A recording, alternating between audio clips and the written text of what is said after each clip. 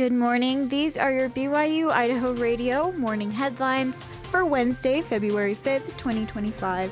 Thanks for listening. I'm Brianna Latouche. Select members of BYU-Idaho Symphony Band will perform tonight. Ella Ziegler has the story. In a night of competition and concertos, 7 soloists will audition for the chance to perform solos in the BYU-Idaho Symphony Band Tour. The audition is the final step and happens during this concerto concert performance.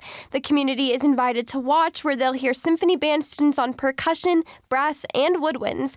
2 of the 7 students will receive the solo spots and perform their solos during the band's tour to Washington and British Columbia. Symphony Band Artistic Director David Ferris hopes the community will enjoy the talents of his students. The students that are in the symphony band are already, our very top band students on campus, instrumentalists, and most of them are music majors who are practicing, many hours a day and, preparing for different types of music careers. But each of these soloists, have advanced as a result of really standing out, having prepared a lot and worked on these different pieces that they'll be performing. The concert is Wednesday at 7:30 p.m. in the Barris Concert Hall in the Snow Building on campus. There's a variety of instruments, and so some people might like the saxophone and percussion and the flute, and others might clarinet or other trumpets, and there's a variety, and so it gives people kind of different samplings.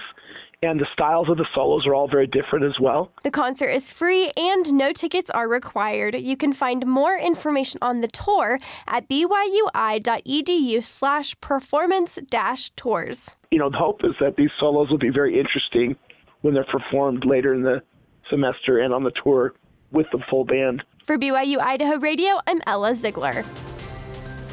You may have seen the crash on East County Road Monday night.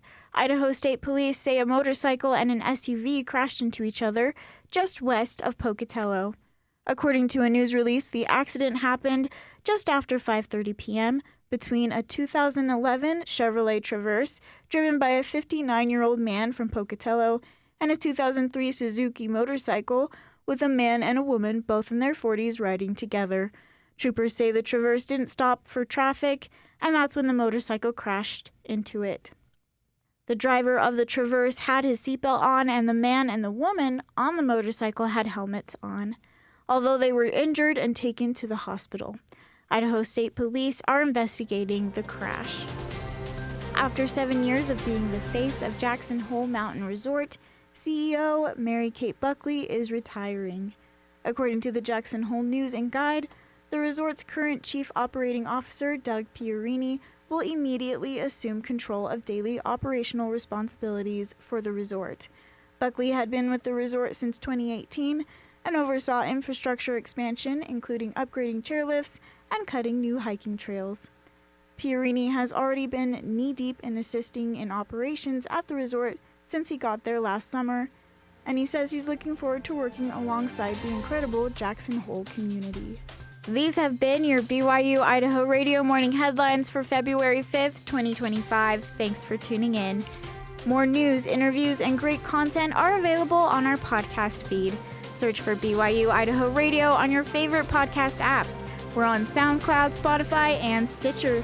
You can also ask your smart speakers to play KBYI 94.3 FM. Have a great day. This is BYU-Idaho Radio, and I'm Brianna Latouche.